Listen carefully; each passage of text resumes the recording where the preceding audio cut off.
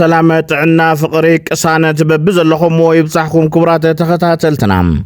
نسعة زحزنا يمؤنا ونا قدسن حبريتات لو بفلما أرأست زينا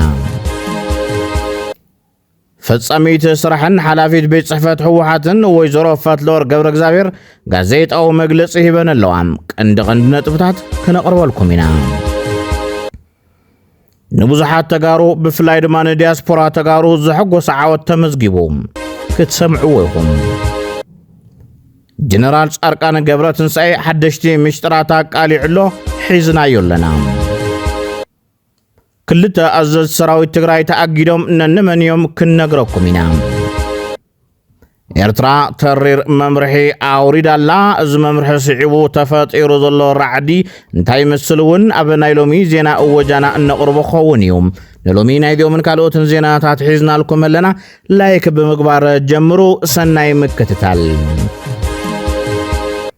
جمالي إسران سلسن سنة خلتشن عصر شمونتنا متمرد فتساميت سراحن حلافيت بيت صفات حوحاتن ويزورو فتلور قبر اكزابير غازيت او مجلس هيبان اللوام ويزورو فتلور قبر اكزابير منجورينو أبقوانا وقداي بزوح زعبازل على خويلن وعيد بريتوريا ولادت سمم عنا زغونا قجاو من محدار بسلاحتات انتها زيو تراي كغتصل زيتا سرح اللويلن بريتوريا خفر من تلو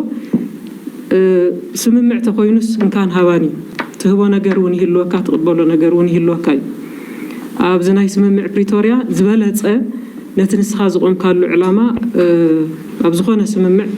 نتنسخاز قوم كارلو علامة نمفت آمي خابزلا على درجة كترواربن كتقال سنزقبا كابت جرايز خدوا لأخات علامة زي تشكيمهم كخدوا يو تغير توهبهم لأخ تخصت أو نخبلي دحر تخصت أو موال ببدرجة زخية دلو كسع زلاق سلام مفررام زبصح ناي بعلو بركتات اللو زخية سلازي تي ناي تقراي لأخ كخيد انتلو تخصت أو نخبل تتصابق أو نخبل تخصت أو يلو دحريونا بزرربن بزلاق النتدما ناي سلام سممع نام مفررام زبصح اللو خناتات نخبل صحين يروتي استلاأخلو مالتي يكون مبارب سممع بريتوريا زخونا نجار انترينا خوينا كافتي اب تግራይ ዝነበረ ሓይሊ ዝመርሕ ዝነበረ ኣካል ግምት ወጻኢ ዓበይቲ ጉዳያት ተወሲኖም መጽኦም بفلايا بقفا زهاو مبرهي أقرام خوينلهم بسفلاليو ميدياتاتن أكالاتن أب تقراي قفاي كايدو اللو تباهيلو زوز عزولو حابريتا كونه تباهيلو أب تقراي زكايدو اللو قالسي كالي رعدن شبران نمفتار كم زغونا تزاريبان ميدياتاتن استفلالي أكالاتن زقاوح زلو قداي فاتسيمو مسناي تقراي كونه تاتسخيد أيكونا روحات لحمس عام التاريخ زلو ودبي علامو أمينو هزبي يسلف مسماري حيلنا إذ بالحوحات مسماري حيلنا انتهي مالتي تهزبي نت مسمار أمينو أقون حوحات سلازي سلفي ملا هزب تقراي ودبيتن كولا يزبل أبنا حوحات علامة طعم صنع امنات سلازي اللوي أمينو سلازي قالسي بما إتشحات أبالات حوحات اللونا أبالات كوينهم صورحنا حوحات علامة سلازي أمنوا لي سلازي زقفا زبهال نجر كونة تباهيلو تي أبتقراي زكايد زلو ألسي زي ملكعو بمحاز ألولو بملكاي كالي رعدين شبران أبتقراي نمفتار تقور وفرنا يسألاتي تغكل أيكونا حوحات قدم قفيفة يفلت لو ما يقففه يأميني إذا قادل زي بزحات كاو حق ازرحاق مسبايتا زي سانة زبل قبر مرسي كهبوات عزيبنا أبا حلوف صبصابنا أبا قداي قفا بركز ولد صبصابات مقرابنا زذكر يوم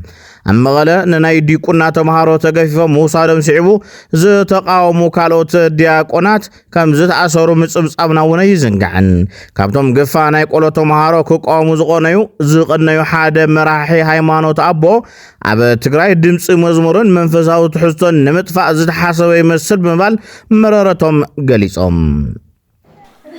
بتعمي زحزن بتعمي زحزن بحق كاب علتنا علت كاب جزينا بجزي زحزون نقرات ما سمعنا ما حد لنا غير قريب لنا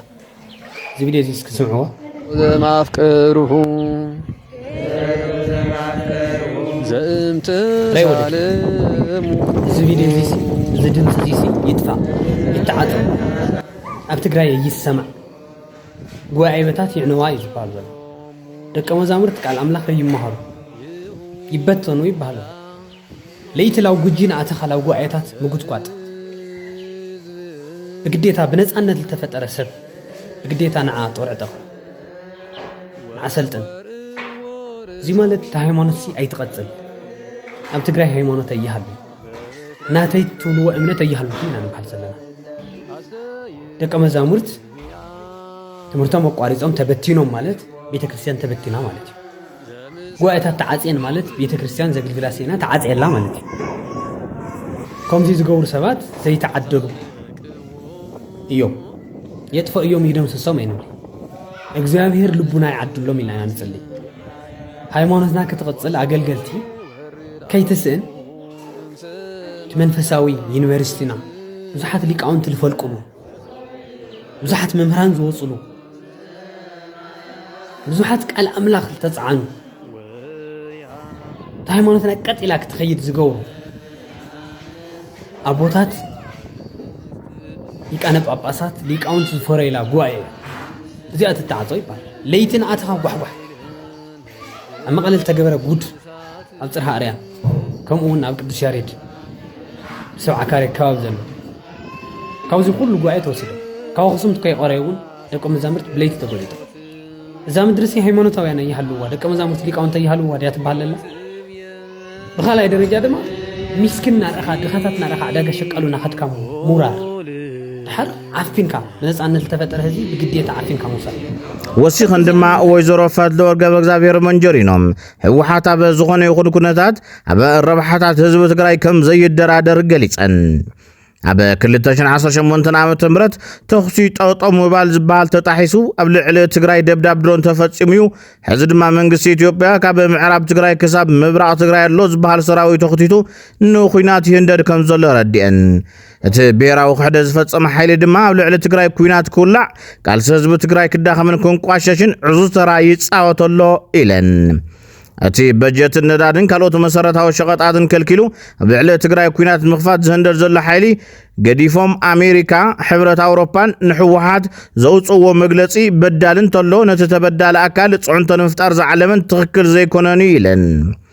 ኣሜሪካ ሃርድ ላይነርስ ብዝብል ማዕቐብ ቪዛ ዝገበረቶ ከም ውልቀ ሰብ ዘይኮነስ ነቲ ናይ ውድብ መትከላውነት እዩ ክብላ ገሊጸንኦም ድሌት ኣሜሪካ መትከል ዘይብሉ ውድብ ኮይኑ ናፍቲዩን ክላጋዕዩ እዚ ግን ኣይኸውንን ብማል ረብሓ ኣሜሪካ ዝረጋገጽ ንሕወሓት መምፍራሕ ዘይኮነስ ሓቢርካ ብምስራሕ እዩ ክብላ ገሊጸን ምስ መንግስቲ ኢትዮጵያ ዝግበር ዘተውን ካብ ኢትዮጵያ ወፃኢ ኣብ ካሊእ ሃገር እምበር ናብ ኣዲስ ኣበባ ናይ ምኻድ ድሌት ከም ዘይብልና ኣፍሊጥናዮም ኢና ዝበላ ወይዘሮ ፈትለወርቅ ስለ ዝኾነ ሕዝውን ኣብ መሰረታዊ ረብሓታት ህዝቢ ትግራይ ኣይነደራደርን ክብላ ገሊጸን ህዝቢ ትግራይ ብዝኾነ ይኹን መንገዲ تحت بارنة ينبر حزب تجراي تحنجيت وزرلو علامة فتحاوي إيو مسألة أي تقففون إيو أي تأنتن أي تأفئني خمسة مسألة فتحاوي علامة حيزو ساعة تقال حزب تجراي كا بزيت رتر هلون أخر رجاجز هلون نخم الرجاجات راح يكون هلون أنا الرجاجز ناس كأوز حل فدما حزب تجراي نايب على عدل بعلو زو السنالو مسألة تجراي بنا حزب تجراي وسانة دمس زوسانة اللخناتات نمفتار علمنا نسال ሕብረት ኣውሮፓ ተማዓዳዳዊ ቤት ምኽሪ ኣጣይሽኩም ብዝብል ዘውፅኦ መግለጺ ኣብ ትግራይ ብህዝቢ ዝተመረጸ ሓደ ቤት ምኽሪ ጥራሕ እዩ ዘሎ እቲ ዝወፀ ሓበሬታ ጉጉይ እዩ ክብላ እውን ገሊጸን ኣብ መላ ኢትዮጵያ ፀረ ሰላም ኮይኑ ዘሎ ሓይሊ ኣብ ስልጣን ዘሎ ሓይሊ እዩ ስለ ዝኾነ ኢትዮጵያ ካብ ምብትታን ንምድሓን ብሓይሊ ዝገዝእ ዘሎ ሓይሊ ኣደብ ክገብር ጽዑንቶ ክፍጠረሉ ከም ዘለዎ ንማሕበረሰብ ዓለም እንዳፍለጥና እና እንተመጻና እኳ በተደጋጋሚ ንዘቐረብናዮ ምሕፅንታ ምላሽ ኣይረኸበን ኢለን ህልውና ህዝቢ ትግራይ ንምርጋጽ ኣብ ትግራይ ይኹን ካብ ትግራይ ወፃኢ ዘሎ ትግራዋይ ዘሎ መማረፂ ተቓሊስካ ምዕዋት ስለ ዝኾነ ሓድነቱ ኣጠናኺሩ ክቃለስ ፀውዕን ጀነራል ጻድቃን ገብረትንሳኤ ህወሓት ናብ ማእኸል ኢትዮጵያ ንምእታው ብደቡብ ሱዳን ኣቢሉ ንምጥቃዕ ሰፊሕ ወታደራዊ ስትራቴጂ ከም ዝነደፈ ኣቃሊዑም እዚ መጥቃዕቲ ኣብ ወልቃይት ጥራሕ ዘይኮነስ ኣብ ዘይተጸበናዮ ግንባራት ክኸፍት ከም ዝኽእል ብምጥቃስ ህወሓት ትኹረቱ ናብ ምዕራብ ኢትዮጵያ ወይ ድማ ናብ ቤንሻንጉል ጉሙዝ ከም ዝቐይሮ ገሊጾም بمسارات حبريتا جنرال صارقان ህወሓት ንሱዳን ከም ቀንዲ ሞከሲ ማዓስከርን መጥቃዕቲ መጀመርን እናተጠቀመላ ይርከብ ኢሉሎም ኣብ ሱዳን ነዊሕ ዓመታት ተወዲቡ ጸንሐ ኣርሚ ሰብዓ ከም ቀጠናዊ መመዛዝን ሓይሊ ለመጥቃም ዝዓለመ ምዃኑን ኣብ ዝቐረበ እዋን ኣርሚ 13 እውን ናብ ተኸባቢ ከም ዝሰገረና መላኺቱም እዚ ሰራዊት ናብ ሱዳን እናሰገረ ከሎ ኣብ መንገዲ ብድሮን ክልተ ግዜ እኳ እንተደወቀ እቲ ዝተረፈ ሓይሊ ግን ምስ ኣርሚ ሰብዓ ከም ዝተሓወሰ ተገሊጹሎም ካልኦት ተወሳኺቲ ሓይልታት ሰራዊት ትግራይ እውን ክጽምበሩ ከም ዝኽእሉ ኣብ ዝሃቦ ሓሳብ ገሊጾም ምዕራብ ትግራይ ጸገም ጸጥታ ከም ዘጋጠመን ነጋዶ ለቂቆም ይወጹ ከም ዘለውን ተፈሊጦም መሬት ትግራይ ወሪሮም ዘለው ናብ ቦምበራት ኣስምላሽ ኮሚቴውን መሃያ ተመዲቡሎም ኣብ ምዕራብ ትግራይ ኣብዝሓ ብቀበሌን ወረዳን ተመዲቡ ዝነበረ ኣስምላሽ ኮሚቴ ካብ ግዜ ናብ ግዜ እንዳተሰላቸውን ተስፋና ቆረጽን ኣብ መብትታን ብርክ መብጽሑ ስዒቡ ዝተወሰደ ስጉምቲ ምዃኑ እውን ፍልፍላት ይሕብሮም ናይ ዝቐንዲ ምኽንያት 5 ዓመት ሙሉ ኣኼባ እምበር መፍትሒ የብሉን ዝብሉ ሕቶታት ከም ዝለዓሉ እውን ይገልጹም ብፍላይ ድማ ህዝበ ውሳነ ዝብል ብቁልጡፍ ክፍጸመሎ ክብልዮም ዝህውቱቶም ብኻሊእ ገጽ ህዝቢ መንእሰይ ነጋዶን ጸገዴ ሰብ ሃፍትን ናብ ጎንደርን ኣዲስ አበባን ይኸዱ ከም ዘለዉ እውን ተፈሊጦም ናይዞም ሰብ ሃፍቲ እቲ ከባቢ ዝፈናቀሉሉ ዘሎ ዋና ምኽንያት ዝተባሃለ ድማ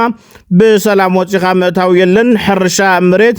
ዓርስ በዓርስኻ ምባኣሰሎም ስልጣን ሙራድ ምድያብ ዘምጾ ባእስታት ኣለው ናህሪ ዕዳጋ እውን ወሲኹሎም ሰላም ዘይምህላውን ብሽማስ መላሽ ኮሚቴ ብውሽጥን ብደገን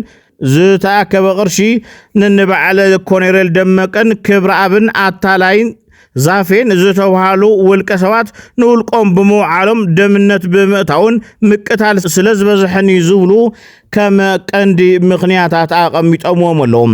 ነዚ ዘቕረብዎ ተደጋጋሚ ሕቶን ጠለብን ዝምልስ ኣካል ዘይምህላው ነዚ ናይ ስደትን ምፍንቓልን መንገዲ ተኸቲልናዮ ክንከይድ ጀሚርና ኣለና ክብሉ ገሊጾም ኣለው እቶም መሬት ትግራይ ወሪሮም ሒዞም ዘለው ወረርቲ ኣብ መንበር ሰላማ ዝረአ ዘሎ ዘይምስምዕማዕ ሕዝውን ይቕጽል ኣሎ ተባሂሎም ቅሬታታት ድማ ይለዓሉሎም ዝተፈለየ ሓሳብ ዘለዓሉ ካብቲ ኣኼባ ክለዓሉ ይግበረሎ ዝበሉ ቅሬታታት ክለዓል እኳ እንተጸንሐ ሕዚ ድማ ፍሉይ ብዝበለ ቅሬታ ይመፁ ዘሎም እቶም መካየድቲ ኣኼባ ዝኾኑ ኣቦታት ንሓሳቦም ደግፎም ክዛረቡ ዝኽእሉ ሰባት ቀዲሞም መሪፆም ኣኼባ ምእታው ከም ዝጀመሩ ካብቶም ተኣከብቲ ዝነበሩ ገሊፆም ኣብቲ ማሕበራዊ ሚድያ ዝተዘርጊሑ ዘሎ ስኢሎም ዝተስሓተ ዮም በቲኖም ወስለ ዘለው ንምውፃይና ያው ናውዚ መፂና ዘለና ሞ ያው እንታይ እዮም ገይሮምና ኣብቲ መድረኽ ምስተረኸብና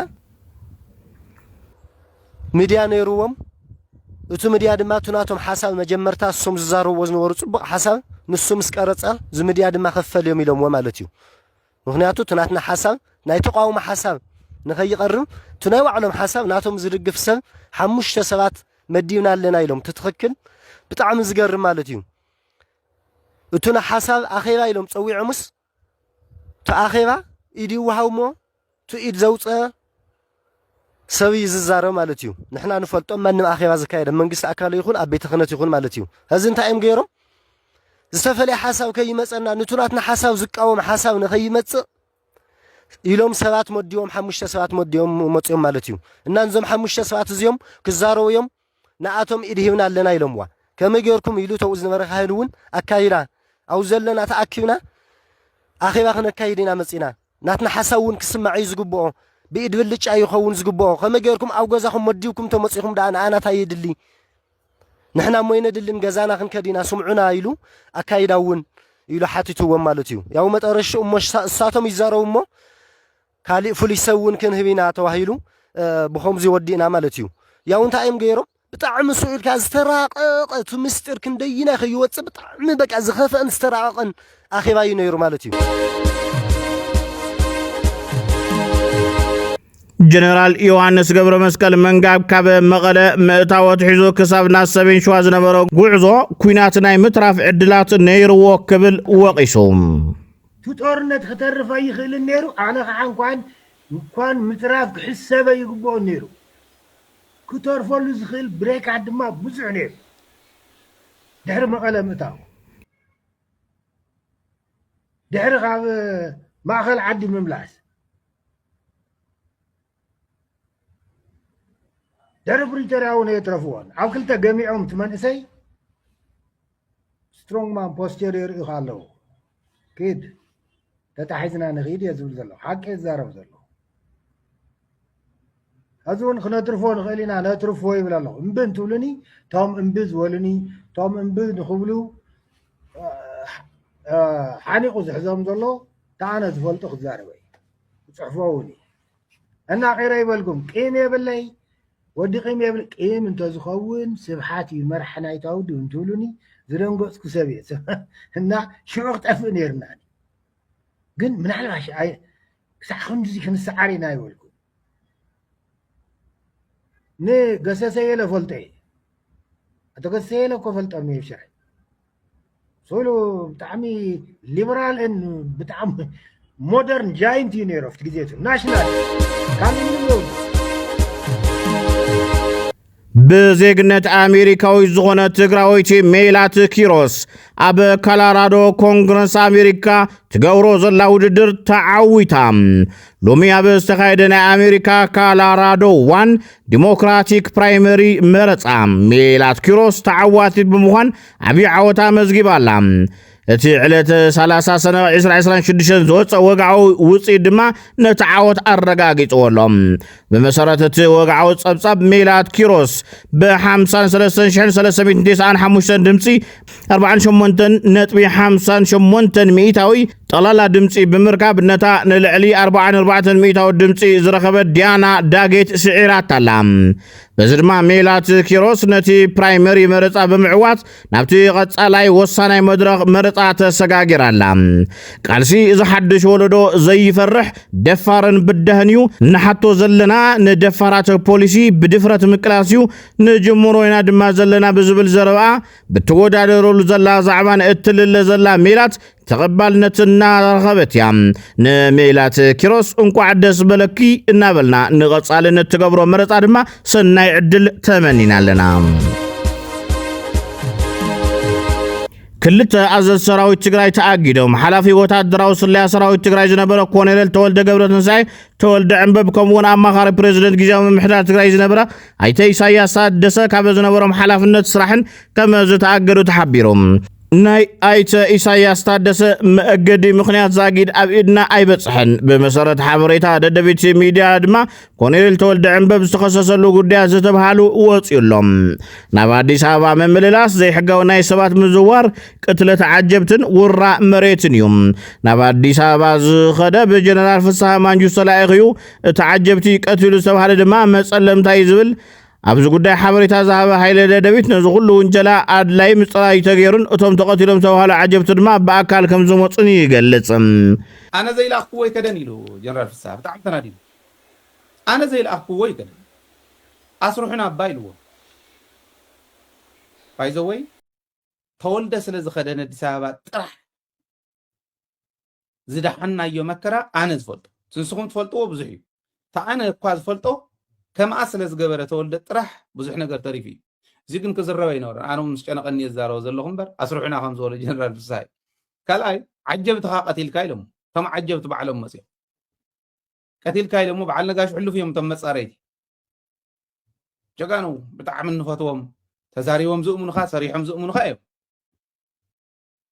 أنا قوم يهل الساتهم مني لإذا حسب أنا ساتهم يوم تم صاريتي بعلم تم عجبت تقتيلهم توهالو تري لما مسيح تقتلنا لا خمس ولا سبد اللي يبصروا أقعد إني ناني لما مسيح تم تقتيلهم توهال بعل كلام يوم تم حسوا تفشالكم يجرم زقرب زلوا كلام زبهال ود تتنقوا بايزوي بزحنا قربنا لني سنداتون لنا خن مصاينا نسبق زي نابق الله سوات سلا زينة تكور حزين بر كم زخين سال سايت جمجملو سكردو بزبهالي دليم سينو رابع عيت جمجملو ودب كفرس دو قال خمزي سعير يزولي بايدو حنت مصحف يصحف تودي زي صحف سب زنبب سب زي مدنا كودقنا نمبر اي يزلقنا انا نقول يكون تولد بيده ونጨቢጥ يفلጥ بفصم اب ወታደራው ስለ ያሰርሕ ኮሎኔል ተወልደ ዕንበብ ኣብ ዘዋን ዕውት ስራሕ ይሰርሕ መንባር በመግላጽ እትገዳ ካብ ውድቀት ሕወሓት ዝብገስ ምዃኑ ዝገልጽ ወታደራው ኢንተለጀንስ ወታደራው ስለላን ወታደራው ስልጠናን ሰሪሖሙልና ክብሉ ከለው ወታደራው ስልጠና ገሊጽ ወታደራው ስለላ ግን ሙሉ በሙሉ ይፈልጥና እዩ እዮም ሙሉ በሙሉ ፈሊጥና እዩ ሰራዊትና ይፍለጥ እዩ በዝሑ ይፍለጥ እዩ አጽዋርና ይፍለጥ እዩ አበይ ከም ዘለና ይፍለጥ እዩ እንታይ ከም ዘለና ይፍለጥ እዩ ውሽጥናውን ለማ አንተ ተአኪብና ንጽባሒት ይረኽቡና ይብል ይትረፍደት ወታደራዊ ስለላ ናይ ትግራይ ስለላ ናይ ደደቢት እንታይ ተረፈ ይፈልጦም እዩ ሕዝኮ ዘሪእ ዘንበወልኩም ዘለኹ ሰነድ መን ደውጽዎ ደደቢት ናውጽና ይኩ ካሊ ተአምር የለን ግን ንከባበር ግዴ ይወልኩም ንከባበር ኣብቲ ሕወሓት ቤት ጽሕፈት ትኽክል ይሁን ሃይበርኔት ዝገበሩ እዮም በቃ ባይዞ ይገልጽዎም እዮም ኣብ ሰነድ እዩ ኣብ የራፋይነ ናይ ሓቂ ክነግረኩም እየ I'm sorry ከምዚ ብግለይ ስለ ኣብ ገሊዮተይ ስለ ዝጥቀመሉ እዩ ከምዚ ዘሎ ከመይ ገይሮም ከም ዝንዕቆዎም ብጣዕሚ ይገርምኒ ግን ደሓን ካብ ክንዓቁና ደግፍና እዮም ይኺዱ ንቅድሚት ኢለ እየ ኣነ እውን ዝድግፎም ካልኦትኩም እውን ተደግፍዎም ግን ከመይ ከም ዝንዕቆዎም ይገርመኒ ሃይበርኔት ገይሮም እዮም ኣነ እውን ሕዚ ተረዲእኒ ሃይበርኔት ዝገበሩ እዮም ንእሽተን ጠቕ ኣቢልካ ወይ ሪስታርት ጌርካ ደስ ክኽእል ኣለዎ ኣብቲ ናይ ውድብ ቤት ጽሕፈት ዝኒ ይኹን እምበር ዘይዕላውያን መርበባት ሓበሬታ ህግደፍ ድማ ንጽምዶ ዘይድግፉ ሓለፍቲ ሕወሓት ስጉምቲ ተወሲድሎም ክብል ዜና ሰሪሖም ኣለዎም ብስርዓት ብልጽግና ዝተዋሃቦ ስራሓት ኣብ ውሽጢ ትግራይ ስለላን ሓበሬታታት ጽምዶ ናብ ብልጽግና ብምትሕላፍ ክሰርሕ ጸኒሑ ክብላ ድማ ንኮሎኔል ተወልደ ዕንበብ ብትር ነቒፈን ኣለዋ እዘን ሚድያታት መንግስቲ ሻዕብያ መንግስቲ ኤርትራ ተሪር መምርሒ ውሪዱ ባንኪ ኤርትራ ኣብ ኢድ ግለሰባትን ትካላትን ዘሎ ዓቐን ዘይብሉ ባጤራ ናቕፋ ኣመልኪቱ ሕጋዊ መተሓሳሰቢ ኣውፅኡ ኣሎ እንሆ እቲ መግለጺ ሕጋዊ መተሓሳሰቢ ብዝብል ዝወፁ መምርሒ ነፍሲ ወከፍ ዜጋ ይኹን ትካል ሃገራዊ ባጤራ ናቕፋ ናይ ምጥቃም መሰል ጥራሕ ከም ዘለዎ ፍሉጥ እዩ መሰል ጥራሕ ዘይኮነ ግን ጉቡኣት ምፍጻም እውን ናይ ግድን እዩ ሃገራዊ ባጤራ ካብ ባንክታት ወፃኢ ኣብ ኢድ ውልቀ ሰባትን ትካላትን ዓቐን ብዘይብሉ ንዘይተወሰነ ግዜ ክትሓዝ ሕጋዊ ይኮነን በዚ መሰረት ካብ ባንክታት ወፃኢ ተታሒዙ ዘሎ ባጤራ ናቕፋ ክሳብ ዕለት 31 ሓምለ 2026 ኣብ ዘሎ ግዜ ኣብ ባንክታት ኣብ ዝርከቡ ሒሳባቶም ካእትዎ ሒሳብ ዘይብሎም ድማ ሒሳብ ከፊቶም ኣታዊ ክገብርዎ ይሕብር እዚ ምስ ዘይግበር ግን ሕጋዊ ስጉምቲ ክወሰድ ምዃኑ ነፍልጥ ክብል ባንኪ ኤርትራ ተሪር መምርሒ ኣውሪድሎም በዚ መምርሒ እዚ ድማ ኣብ ህዝቢ ካሊእ ሻቁሎት ተፈጢሩሎም ህዝቢ ኤርትራ ብባንኪ ኤርትራ ዘቐምጦ ወርሓውን መዓልታውን ዝተገደበ ቅርሺ ናይ ምጥቃም ሕጊ መብዛሕትኡ ካብ ወፃኢ ዝተለኣኸ ቅርሺ ኣብ ባንኪ ከም ዘየቐምጦን ኣብ ዝተፈላለዩ ምሕብኢ ቦታታት ከም ዘቐምጦን ዝፍለጥ እዩ ፌደራላዊ ፖሊስ ኢትዮጵያ ኣብ ኢትዮጵያ ልዕሊ 3800 ሰባት ብዘይሕጋዊ መንገዲ ድንበር ኣሳጊሮም ኣብ ሊብያ ኣብ ዝገበርዎ ግፍዒ 137 ብሞት 116 ደቂ ኣንስትዮ ድማ ንዓመፅ ዝዳረጉ ተጠርጠርቲ ኣብ ቤት ፍርዲ ኣቕሪቦም እቲ ቀንዲ ተጠርጣሪ ይትባረክ ዳዊት ወይ ድማ ክብሮም ዝተባሃለ ኮይኑ ብዙሕ ናይ ሓሶት ስማት ክንቀሳቀስ ብኢንተርፖል ክእለይ ዝጸንሐ እዩ እቲ ጉጅለ ኣሰጋገርቲ ሰባት ካብ ስድራ ቤት እቶም ግዳያት ልዕሊ 4 ቢልዮን ብር ከም ዝዘረፈ ተፈሊጡሎም ኣብዚ ሕዚ እዋን እቶም 11 ተኸሰስቲ ኣብ ልዕሊኦም ዝቐረበ ክሲ ተቃውሞ ቀሪቦም ስለ ዘለው እቲ ቤት ፍርዲ ነቲ መቃወሚ ድሕሪ ምርኣይ ብይን ንምሃብ ንዕለት 10 ሓምለ 2018 ዓ.ም ቆፀሮ ሂቡሎም ዓለማዊ ቤት ፍርዲ ገበነኛታት ኣብ ዳርፉር ሱዳን ዝተፈጸመ ገበን ንኢትዮጵያን ኢሚራት ዓረብን ሱዳንን ከሲሱሎም ዓለም ለኸ ቤት ፍርዲ ገበን ኣብ ሱዳን ብዝተፈጸመ ግፍዒ ዝተኸሰሱ ላዕለወ ሰበስልጣን ኢሚራትን ኢትዮጵያን ሱዳንን ክምርምር ድማ ጻውዒት ቀሪቡሉ ጥምረት ሃገራዊ ትካላት ሰብኣዊ መሰላትን ሕጋውያን ትካላትን ሃገራዊ ቤት ፍርዲ ገበን ኣብ ዞባ ዳርፉር ሱዳን ኣብ ዝተፈጸመ ግጭት ዘመሓደሩ ዝመርሑ ተባሂሎም ዝተኸሰሱ ላዕለወ ሰበስልጣን ሱዳን ኢትዮጵያን ኢሚራትን ክምርመሩ ጸዊዑ ላዕለዎት ወከልቲ ኣሜሪካ ብዛዕባ ምስ ኢራን ዝካየድ ዘተ ሰላም ንምዝራብ ኳታር ኣትዮም ኣብ ርእሰ ከተማ ዶሃ ዝርከብ ሰብኣይ ጓልን ፕሬዚደንት ትራምፕ ዝኾነ ጃረት ኩሽነርን ስቲቭ ዊትኮፍን ምስ ወከልቲ ናይተን መንጎኛታት ናይቲ ዝርብ ዝኾና ፓኪስታንን ኳታርን ተራኺቦም ኣለዉ ምስ ልኡኻት ኢራን ቀጥታዊ ርክብ ንምግባር ዕላማ ከም ዘይብሎም ግን ኣፈኛ ሚኒስትር ጉዳያት ወፃኢ ኳታር ሓቢሩሎም ኣብ መወዳእታ ፓኪስታን ኣብ ኣፍጋኒስታን ብዝፈጸመቶ መጥቃዕቲ ኣየር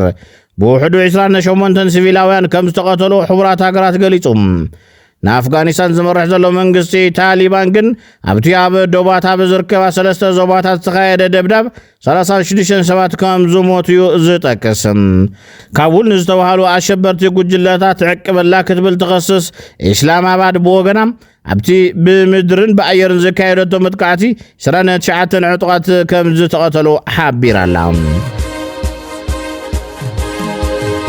ክቡራት ተኸታተልትና ንሳዕ ዝሓዝናዮም ዜናታት ነዞም ተኸታተልኩሞም ይመስሉ ነይሮም ብኣቀራርባናን ትሕዝቶናን ተፈቲኹምና ሰብስክራይብ ብምግባር ሕለፉ ናብ ካልኦት ክበጻሕ እውን ሼር ብምግባር ተሓባበሩ ሰላም ንህዝቢ ትግራይ ሰላም ንኹሉ ወዲ ሰብ